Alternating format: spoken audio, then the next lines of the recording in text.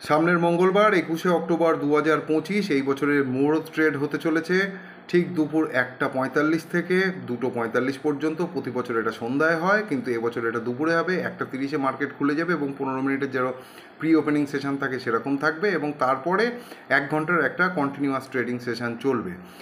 প্রত্যেক বছরই এই মুহূর্ত ট্রেডিংয়ে আমরা কিছু না কিছু ভালো স্টক কিনি, এবং আমরা সবসময় চেষ্টা করি মুহূর্ত ট্রেডিংয়ে যে স্টকটা আমরা কিনছি সেটা যেন আমাদের লসে বিক্রি করতে না হয়, তার জন্য তাকে খুব ভালোভাবে অ্যানালাইজ করে তারপরে সেই স্টকটাকে কিনি।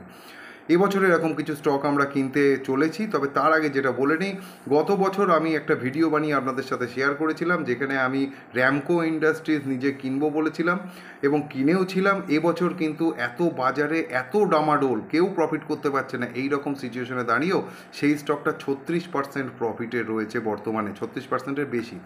এবং আমার সাথে যারা ট্রেড করেন, আপনারা জানেন যে আমি ভিডিওতে প্রতি সপ্তাহতেই বলি যে আমি যে অ্যাকশানগুলো নিচ্ছি সেগুলো আপনাদের সাথে শেয়ার করব। এরকম আমার একটা কমিউনিটি রয়েছে যেখানে আমি যে ট্রেডগুলো নিই সেগুলো আমি শেয়ার করি।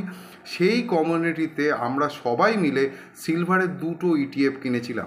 সেই 2টো ETF, একটা কিন্তু 91%-এর ওপরে রয়েছে এবং আরেকটা 83%-এর ওপরে রয়েছে।